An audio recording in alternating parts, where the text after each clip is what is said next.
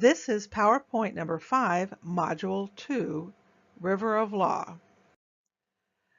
The River of Law exercise is a very complicated exercise designed to bring together many of the concepts we have covered so you can see how they work in an actual situation where a law is being developed by a court system. It shows you how the court system or the judicial branch of government makes laws. This is the headwater of the river of case law. Case law goes downriver, cases go upriver. Blue lines represent the river. Appeal Court Number 1. Under Appeal Court Number 1 are trial courts 1, 2, and 3. Appeal Court Number 2. Under Appeal Court Number 2 are trial courts 4, 5, and 6. Appeal Court Number 3. Under Appeal Court Number 3 are trial courts 7, 8, and 9. Notice I have given some of the trial courts names, that is Brazos County Trial Court, Isabella County Trial Court, and Orange County Trial Court.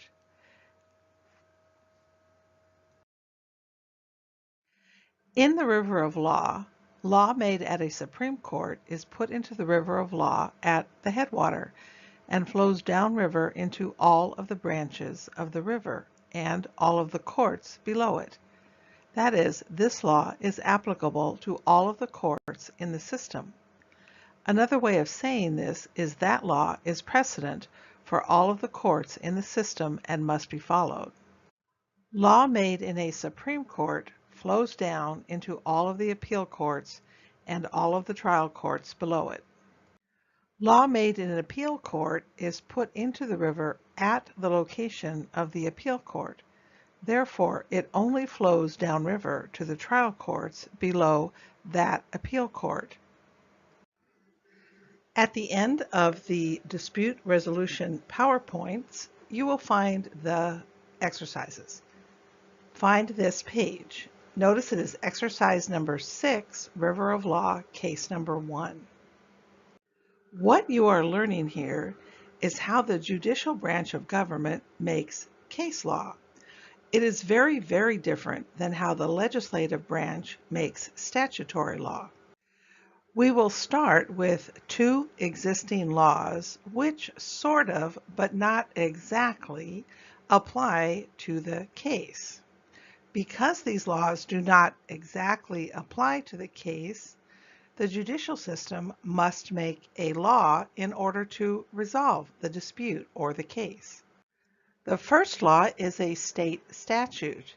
I do want you to notice that I have just made up this state statute number. This is not the actual state statute number. This statute says engagement rings and other gifts given in contemplation of marriage or engagement are not consideration in support of a contract to marry. No cause of action for breach of a contract to marry is recognized in this state. As with many laws, a bit of history is needed to understand how we got to this point. Historically, marriage was considered a contract, and the parties entered into the contract when they became engaged. We have not gone over the topic of consideration, but you will go over that when we study contract law. In contract law, consideration is necessary for a contract to form. And the marriage contract, the consideration was considered the engagement ring. Consideration is what each party gets and what each party gives up. In the marriage contract, the woman got the ring and the husband got the woman's promise to engage in all of the various duties that women were thought to need to do, such as keeping care of the house and having children and all that kind of stuff. Because marriage was a contract, if either party broke the engagement, it was considered a breach of contract, and the non-breaking party could sue the party who broke the engagement for breach of contract. However, Even though this is still the law in many countries, in the United States, this law has fallen out of favor and marriage is no longer considered a contract. And if one of the parties breaks the engagement, they cannot sue the other for breach of a contract to marry because that cause of action is no longer recognized by any court in the United States. A cause of action is just the legal term for what you can sue somebody for. For example, you can sue them for negligence or defamation or conversion or trespass. Historically, you could sue them for breach of a contract to marry. However, that cause of action is no longer recognized in any court. We will now look at the second law that sort of applies to this situation. It comes from the common law of gifts. This law states that title to a gift, that is, ownership of a gift, transfers to the receiver of the gift immediately upon transfer of the gift from the giver to the receiver. This is a very simplified statement of the common law of gifts, but it essentially says that, for example, the Christmas presents under the Christmas tree are not yours until your parents actually take them out from under the tree and give them to you. At that time, they become your property. Let's look at the case or problem we are dealing with. Reeves, a resident of California, meets Mandy, a resident of Michigan, county of Brazos. Just a side note, Brazos County is not actually located in Michigan. I just chose it because I lived there once. Same with Orange County. Anyway, back to the problem. While both were on vacation in the Bahamas, he buys her a $15,000 diamond engagement ring there and gives it to her. However, after they return to the U.S., Mandy decides she does not want to leave her family, her job, her friends, and move to California. She breaks off the engagement. Reeves asks Mandy for the ring back, but she refuses, saying the ring was a gift, and since no cause of action for breach of contract to marry exists, she can keep the ring. Reeves files a lawsuit against Mandy for return of the ring in the Brazos County Court. The trial court orders Mandy to return the ring because she broke off the engagement. The next three questions review the concepts of the value or overall issue, the factual issue, and the legal issue. Let's look at number 1. What is the value or overall issue or legal consequences issue here? This can be worded in many different ways. Remember, you do not get the point for an issue unless you have a question mark. A good answer to the value or overall issue is always who wins. That is always the issue in a case. Who wins? Other ways of wording the issue are, can Mandy keep the ring? Should Reeves get the ring? Notice that the value or overall issue can have the name of one of the parties. Question number 2 asks, what factual issue is raised by the scenario? And there is also a warning, careful. Read over the facts carefully to see if there are any disagreements about what happened. This question is often tricky for students because the answer is none. There is no factual issue raised in the scenario. Read over the facts carefully and you will notice that the parties do not disagree about any of the facts. That is, there's no indication they disagree that they were engaged. There's no disagreement that they disagree that they broke the engagement or that Mandy broke the engagement. There's no disagreement that Mandy refused to return the ring. Therefore, there is no disagreement as to the facts. The parties only disagree about the answer to the value issue. The answer to the value issue is never a fact because it is, by definition, a value or opinion based upon the law of the particular jurisdiction where the matter is being held. Answers to value or overall issues are never facts because they are, by definition, opinions. Opinions are, by definition, not facts. Let's look at number 3. What legal issue is raised by this scenario? Hints: if your answer here and in number 1 are the same, one of the answers is wrong. I also give you another hint. You must have the word engagement ring in the question, that is the issue, and you cannot have the word gift in the question. The reason I do this is because a lawyer could word the issue using the word gift, but you will find it hard, so I am helping you and having you avoid that pitfall by telling you not to use the word gift. The answer here is very simple because the legal issue is basically the same in every case. The legal issue is what law applies. The legal issue could be worded more specifically to say, what does the law say about who gets an engagement ring when the engagement is broken? Who will first decide this legal issue? Because this matter is filed, like all matters, in the trial court, the first person to decide this legal issue is the trial court judge. Question number 5. Who will review whether or not that first person was right? And the answer is the Court of Appeal. The Court of Appeal usually consists of a panel of 3 judges. Their job is to review what the trial court judge did and to make a determination on whether or not it was correct. Number 6. What is the job of an appeal court? The job of an appeal court is to review the actions and decisions of the trial court judge. If your answer was anything like, the job of the appeal court is to review the case, that is wrong. The appeal court only reviews the actions and decisions of the trial court judge. Number 7. Appeal courts do not really care who wins or who loses at the trial court level.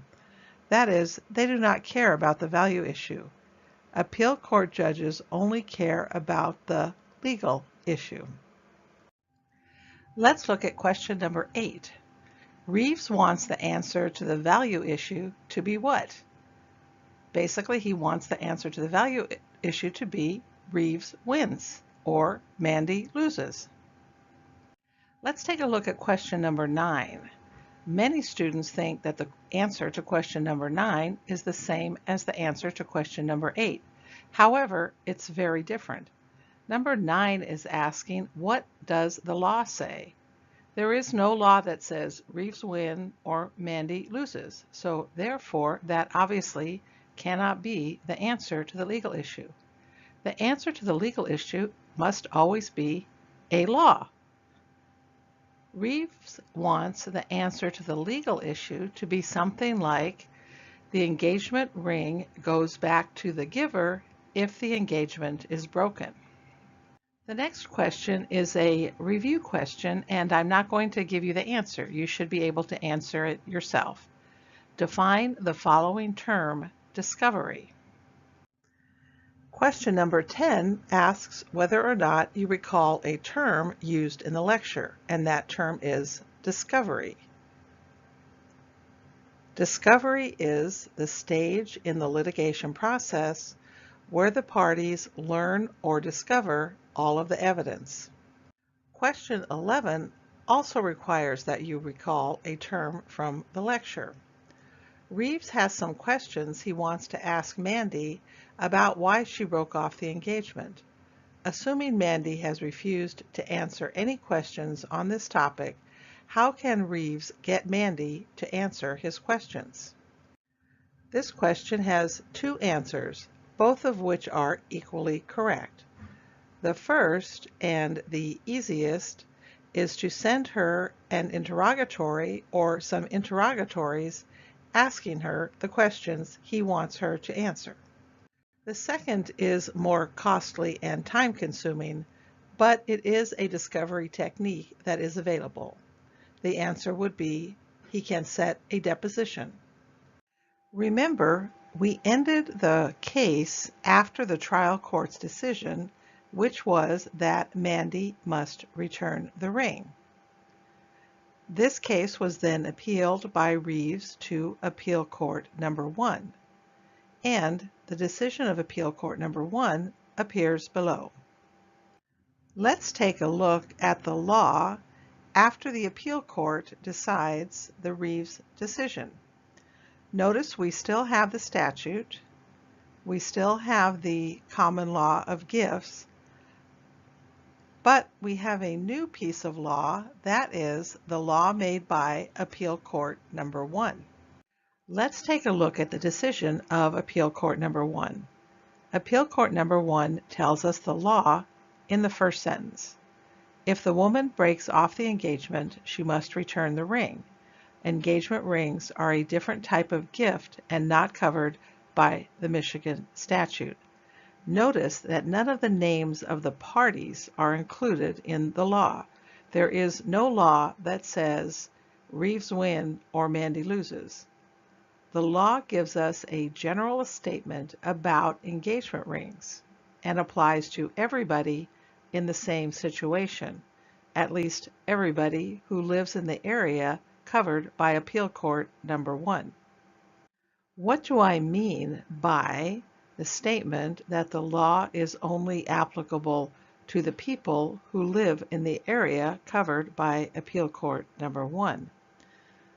This is because none of the other areas of the state have any law regarding who is entitled to the engagement ring if the engagement is broken.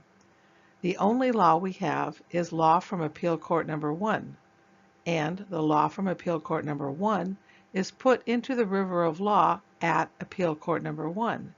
Therefore, it only flows downstream to the trial courts below Appeal Court Number 1. That is, this law is only precedent for the courts below Appeal Court Number 1. This does not mean that the other courts could not follow this law if they chose. It just means they do not have to. The law is not precedent. Remember, the law only flows downriver. Notice the last sentence of Appeal Court Number 1's decision. Trial court's decision upheld. Remember, the appeal court only determines if the trial court has made any errors.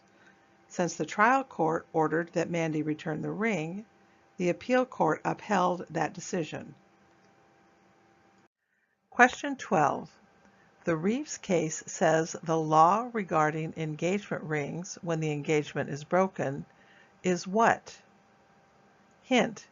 If your answer here contains the words Reeves or Mandy, it is wrong. Because I do not want the conclusion to the value issue, I want the conclusion to the legal issue. I am not going to tell you the answer again because I just told you. Put the law in the space below. The Reeves case is binding on what courts in the river of law? Look at the diagram at the beginning of the exercise. I'm not going to give you the answer again because I did just tell you. You should be able to answer this by looking at the diagram. Assume Mandy, in the Reeves case, wanted to appeal the decision of Appeal Court Number 1, given above, further. Where would she file her appeal? The answer is the Michigan State Supreme Court. That is, she would go upriver, because remember, cases go upriver. Law flows downriver. Question 15. Assume Mandy appealed her case up to the Michigan State Supreme Court and they upheld the appeal court's decision or refused to hear it. Could Mandy appeal further to the U.S. Supreme Court? The answer is no. You may be asking why not? And that is because this is a matter of state law only, and the U.S. Supreme Court has no power to make state law of any kind. The only effect the U.S. Supreme Court can have on state law is that it can overturn state law that violates any of the minimum standards set by the U.S. Constitution on the states. Let's take a look at case number 2. Demon and Angel, both residents of the state of Michigan, county of Isabella, became engaged, and at the time of the proposal, Demon presented Angel with a 2-carat diamond in an 18-carat gold setting valued at approximately $24,000. They began making wedding plans, but shortly thereafter, Demon met Lolita and broke off the engagement with Angel. Demon asked Angel to return the ring, but she refused. Demon sued Angel in the Isabella County Court for return of the ring. She says she does not have to return the ring since it was a gift, and since no cause of action for breach of contract to marry exists, she can keep the ring. The Isabella County trial judge ordered that Angel keep the ring because she was not at fault for breaking the engagement. Demon appealed, and the appeal court upheld the trial court's decision. In the Demon versus Angel case, what is the value issue? I'm not going to tell you the answer. You should be able to figure it out. If you need a hint, go back to case number 1 and take a look at the value issue in that case. Question number 2. In the Demon versus Angel case, what is the legal issue? Hint, if your answer here is the same as the answer above, or contains the names angel or demon, or the word gift in the issue, it is wrong. Again, if you are having trouble answering this, take a look at case number 1. Let's take a look at the state of the law now that Appeal Court number 2 has made a decision. First, we still have the prior 3 laws. Here is the decision of Appeal Court number 2.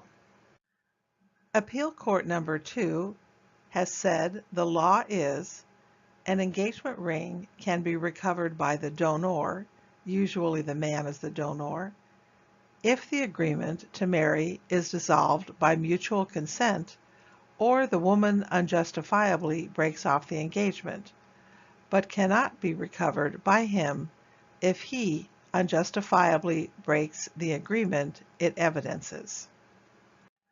Appeal Court number 2 also gives us the answer to the value issue. Angel keeps the engagement ring. Put the answers to questions 1, 2, and 3 in the space. Question 1 is, in the Demon versus Angel case, who broke off the engagement, Demon, the man, or Angel, the woman? Number 2, in the Demon versus Angel case, what is the answer given to the value issue by the appeal court? And number 3, in the Demon versus Angel case, the appeal court did its job and answered the legal issue. What is the answer to the legal issue given by Appeal Court number 2? Again, if your answer contains the word angel or demon, it is wrong. Okay, let's take a look at case number 3. Ringer and Digger, both residents of the state of Michigan, Orange County, became engaged, and at the time of the proposal, Ringer presented Digger with a 1.6 carat diamond in a platinum setting valued at approximately $19,000. They began making wedding plans and searching for a home. Ringer borrowed money to finance a condominium purchase, but Digger refused to sign the mortgage contract as she thought the condominium was to be a gift from Ringer's parents. After several arguments, Digger broke off the engagement. Ringer asked Digger to return the ring, but she refused. Ringer sued Digger in the Orange County Court for return of the ring. The trial court ordered Digger to return the ring because she was at fault for breaking the engagement. Digger appealed. Question number 1. Who is the giver of the ring and who is the receiver? Just go back to the facts and take a look and put the answer here. Question 2. You should have realized by now that all of the cases in this River of Law exercise raise the same legal issue, and that we are looking at how this law developed over time via all of these cases. What is that legal issue? That is, what is the legal issue that all of these cases are asking? Question 3 is a review concept also. Is the legal issue mentioned in number 2 above a U.S. or Michigan constitutional law issue? And how do you know? Hint, if your answer contains the words Constitution or any derivation of that word, it is wrong because it commits the fallacy of logic called circular reasoning, which is using the question to answer the question. Do not use the word Constitution, constitutional, or any derivation of those words in the answer. The reason I mention this is because I often ask this question and a student will answer the legal issue is not a constitutional law issue because it doesn't have anything to do with the Constitution. That answer doesn't tell me anything. That's circular reasoning. You are just using the question to answer the question. However, I'm actually going to be especially nice and give you the answer because this tends to be a difficult topic.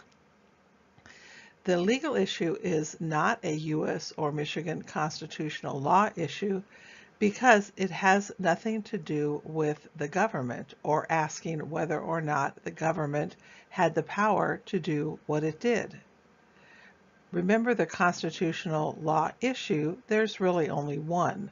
Every constitutional law issue asks, does the government have the power to do what it did?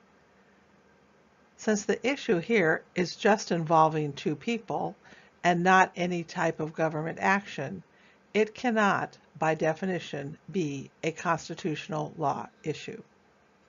Let's look at the law made by Appeal Court number 3, but first, take a look again at the law made by Appeal Court number 1 and Appeal Court number 2. Appeal Court number 3 has a very different decision than Appeal Courts 1 and 2.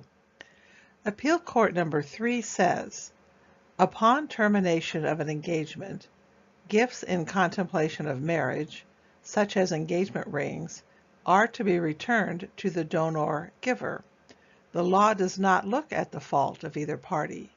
Since the major purpose of the engagement period is to allow a couple time to test the permanency of their feelings, it would seem highly ironic to penalize the donor-giver for taking steps to prevent a possibly unhappy marriage. Trial court's decision upheld, but for a different reason. Question number 1 asks, the law made by the Ringer Court is very different than the law made by the other two courts. What is the difference? The difference is that Appeal Court number 1 and 2 looked at the fault of the party.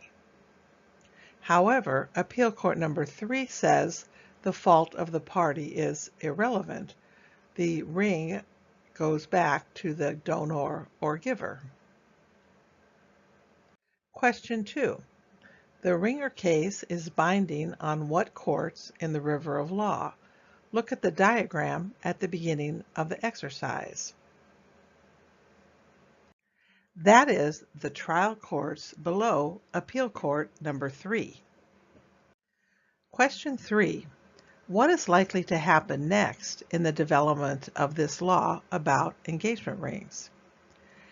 And the answer is, it is likely the state Supreme Court will take a case. The problem in the state is that we now have one law for areas covered by Appeal Courts 1 and 2, and that law says basically that the engagement ring goes to the party who is not at fault for breaking the engagement, and a different law for those who live in the area covered by Appeal Court number 3, which is the engagement ring goes back to the donor-giver no matter who is at fault for breaking the engagement. This situation is not a good situation, and therefore it is likely the state Supreme Court will take a case to resolve this issue for the entire state. Question number 4. None of these cases has asked the following issue because they cannot do so. Do the parties have a contract because of the engagement ring? What is preventing everyone from claiming this matter involves a contract? And the answer is the statute. What I'm trying to show you here is the interplay between statutory law and case law. Statutory law covers the entire state from the moment it is enacted. Case law develops as you have seen in this exercise. Once the state Supreme Court makes a decision on the law, it will affect and be binding on the entire state. But until that happens, the common law is either unclear or there is no common law on that particular issue. It is true that the state legislature could step in and resolve this issue and make a statute that decides who gets the engagement ring in the event an engagement is broken. However, this issue with engagement rings has arisen in every state as far as I know, and none of the state legislatures have ever stepped in to make a decision on who gets the engagement ring. They have always left it up to the courts to decide. This is the last case, and it is slightly different in the facts. However, it does involve two people who become engaged, and then the engagement is broken off. In this case, Diamond, the female, and Ditz, the male, both residents of the state of Michigan, county of Orange, became engaged, and at the time of the proposal, Ditz presented Diamond with a 4-carat diamond in an 18-karat gold setting valued at approximately $24,000. They began making wedding plans, but shortly thereafter, Ditz decided to go to Hollywood, California and become an actor. While Diamond was taking a shower, Ditz took the ring, which was sitting in a ring holder on the sink, returned it to the jewelry store, and left Diamond a note saying, "It's all over between us. It was fun, but I want to be a big movie star." Diamond sued him in Orange County, Michigan trial court. The trial court ordered Ditz, the giver of the ring, to pay Diamond, the receiver of the ring, $24,000, the value of the ring. Appeal Court Number 3 upheld the trial court's decision. Ditz further appealed to the Michigan Supreme Court, and the Michigan Supreme Court's decision is below. Let's look first at the Michigan State Supreme Court decision. We agree with the reasoning in Ringer versus Digger. Upon termination of an engagement, gifts in contemplation of marriage, such as engagement rings, are to be returned to the donor giver. Engagement rings are not like other gifts, and title to the engagement ring does not pass to the receiver until the parties marry. However, if the parties do not marry, but the engagement is broken, the law does not look at the fault of either party for breaking the engagement, and the ring goes back to the giver.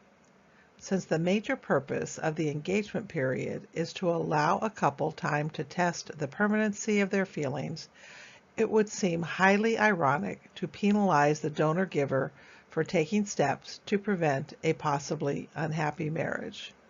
Trial court and appeal court's decisions overturned. Look again at the decisions of the Brazos County Trial Court and Appeal Court Number 1. Notice that both of these courts ordered that the person who was not at fault for breaking the engagement, that is Diamond, was entitled to the ring, or at least the value of the ring. Notice that 2 of the decisions are now crossed out. Find this page at the end of the dispute resolution PowerPoint. It is with the exercises. This is the worksheet that I want you to complete and turn in. You will also have a copy online. After going through this River of Law exercise, You probably have an appreciation for ADR, or Alternative Dispute Resolution.